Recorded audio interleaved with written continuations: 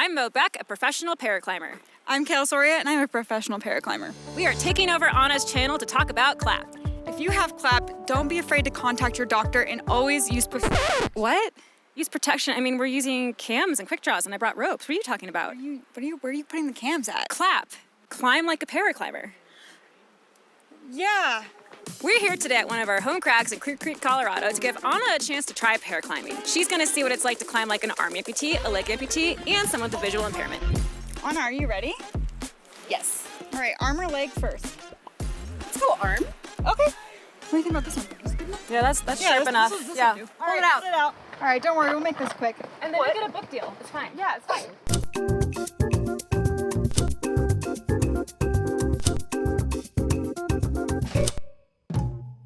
I don't climb with one arm, right? I climb with one hand and two arms. I want you to get inside this mitten, slide in there. I guess it's my right hand, is that? Yeah, okay. You know what? I don't have any left-handed mittens.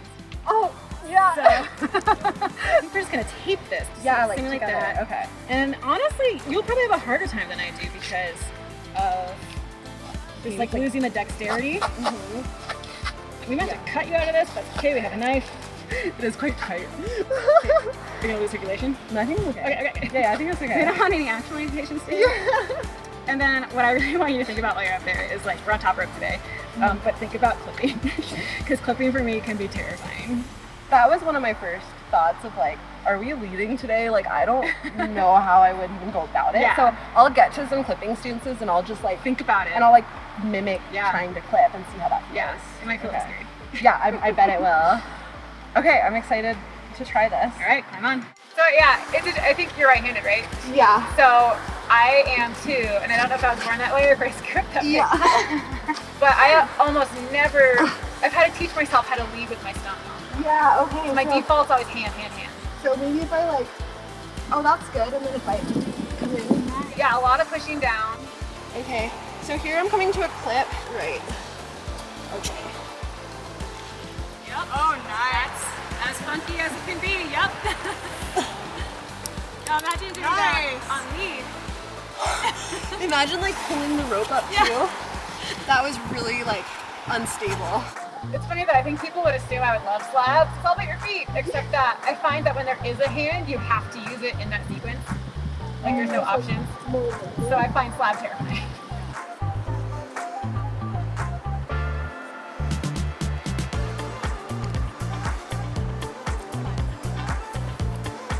See, now I'm nervous because she made it look hard.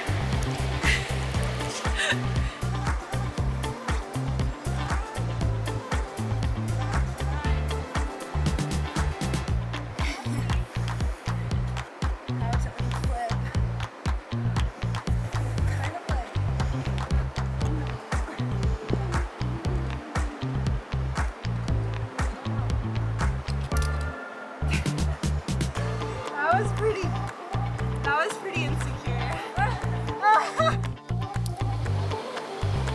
totally stand back here. This is way easier if you have a right hand. Meeting Mo Beck felt like a full circle moment. I first saw her film Stumped during my very first Real Rock experience, and I've been following her journey ever since. So when I was in Colorado, I reached out to see if she'd be up for a video with me, and she had the perfect challenge. She suggested I try clap, or climb like a paraclimber, like what Tommy Caldwell does in the Stumped film. We thought this would be a fun way to not only raise awareness for the paraclimbing community, but to also raise money for next year's Adaptive Climbers Fest, which Mo helps coordinate each year. 100% of my AdSense revenue for this video will be donated to ACF 2025. My left arm got super pumped in the middle. That's awesome. This climb was better than I remember. Woo! You take.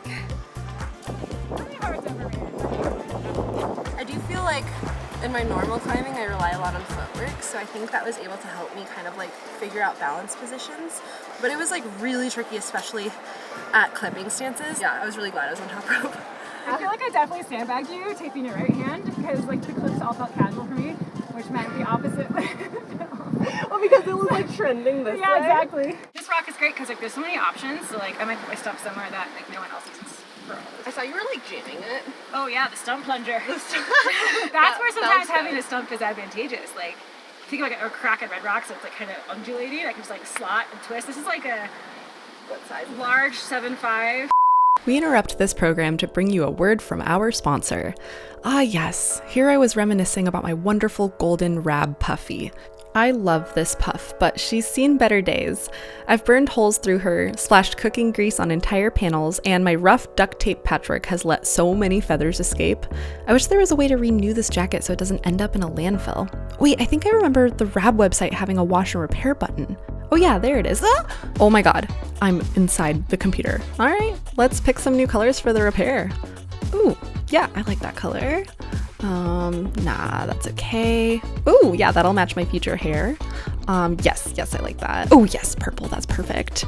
All right, it's time to give Rab my beloved puff. Let's see what a custom repair looks like. Oh my god, it's so cool. They even repuffed it.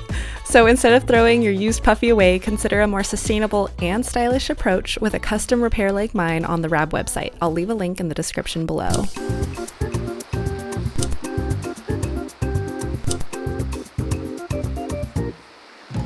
Yeah, this is a climbing leg that my friend Jim Ewing made, and it's made out of hockey pucks, carbon fiber, and climbing shoe rubber, so I actually can resole it myself, which is nice. Yeah. And no shoe goes on it when you climb, so it's really nice and responsive and stiff. Mm-hmm. The cool thing about being an amputee and a climber is that, or just in the sports industry as well, there's not a lot of knowledge, and so you kind of learn how to tweak and make stuff by yourself. So like this apparatus we made for you, and people wouldn't really know how to do it without messing up the alignment and stuff, but because we have a lot of friends with experience and have learned a lot through our time, we're able to like makeshift stuff like this. It's heavy. Yeah, I think that this weighs 4 pounds or something like that. Okay, how much does a leg like that usually weigh? Like, I think it's like 4 or 5 pounds. Yeah, but I think when you don't have it like that weight in general, you're not used to it. Even if you like have your leg amputated and then get a prosthetic, it still feels like heavy.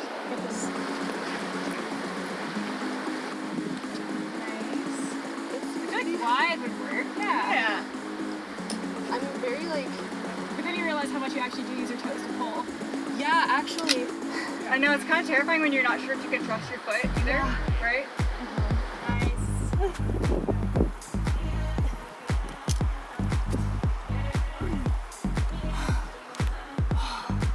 I can't believe how little climbing I've done, but felt like a lot of effort. Yeah, you have more AK mobility now because you don't have a knee to use. I have a knee, so that's helpful for me, but Basically, we're making you have a harder time than either. yeah. Nice, yes. Lots of foot swapping happens for sure.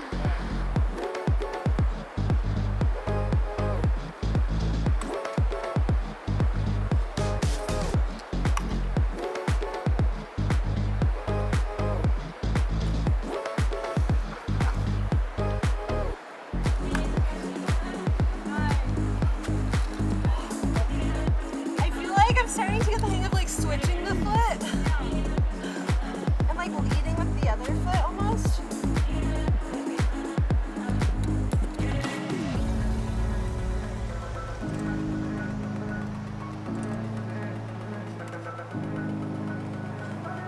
That was definitely more taxing, I want to say, than one arm, just because I tend to focus more on footwork. Man. Alright. Nice. Good job. No, I thought you did good. I think that using it is the thing that people have a hard time with.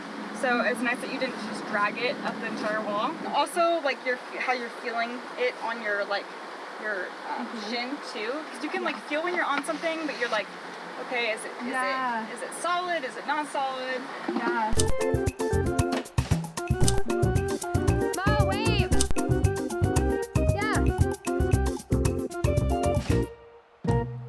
Okay, so next we have visual impairment, which if you didn't know is actually more of a spectrum. It's not just like you're totally blind or you're totally not blind. So I actually modeled these goggles after my friend Sunita. So she climbs super hard. She couldn't be here today, unfortunately. But her vision is like staring through a paper towel tube. Like she can see super clear for that pinprick. So from far away, she can probably see across the canyon fine. but up close, she's looking like through these little holes. Yeah. And so I made these goggles for you because, you know, no cheating. I don't want you to use any outside vision. No, so of course not. These are gonna roughly similar. I actually think her holes are even smaller, so we're gonna go easy. So this is like easy mode. Okay. So this is how we're gonna practice. And I also think it's interesting too, because like blindfold climbing, that's like a drill that the kids teams do, whereas this is different. How do you tighten that? That's a great question. I have like a small I'll tighten it for you. but there's like not really depth perception either because of how small the vision, I guess, scope is. Yeah. Right around here I can see my hands. Yep. But like here they become like really big and up, like I can't And like tell think what's about happening. looking for bolts or looking for It's like anchors. it's like almost like when you're climbing, I bet you have to like lean back a lot.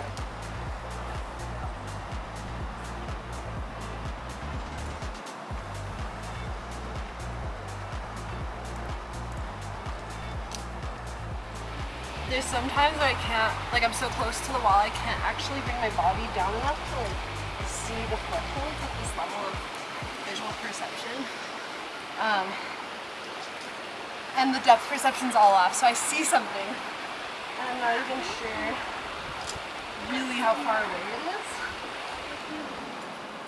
Your girlfriend is like placing nuts and like Yeah, and especially that close to be placing gear. Yeah, that's why I think blind climbers are actually like the strongest climbers in the world, because they have someone calling for them, especially like in concert, like but they have to sit there probably locked off waiting for the next direction. Yeah. So they can't just like do the normal straight arms and then move.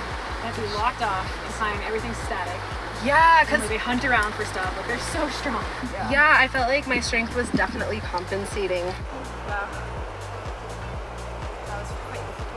Well, thanks so much for having me. So which one did you think was the hardest? I think for me personally, it was the leg. Yeah. Because I am such a footwork climber that I rely so much, and it just felt so weird to have something on top of my leg. Instead of the absence of something, it was like the addition of something, and it just felt like a little less intuitive maybe. Yeah, what did you expect that? No, I thought for sure it would be the arm, but Yeah. that's just my own bias. Yeah. Really? Yeah, well, I guess I climb without a leg, so for me, I was like, oh, it's gotta be the arm. The VI one was like very disorienting. Like I think if I think I would have gotten like sick. Yeah, I and mean, it's a good nauseous. thing you couldn't see how much slack I had out for you because I wasn't paying attention. I couldn't tell at all. The revenue from the views on this video will be donated to Adaptive Climbers Fest for next year. So Yeah, please like and share, and you'll help get more people with disabilities out climbing. anything else? Yeah, guys, sorry, I gotta run. I have a prescription to go pick up. That's why we use protection. Yes. On the rock. Yeah. On the rock. Protection's important, but it's not embarrassing. It's perfectly. It's fine. It's just happens. get it checked out. Take care of it and Yeah. be safe. And then subscribe, I guess.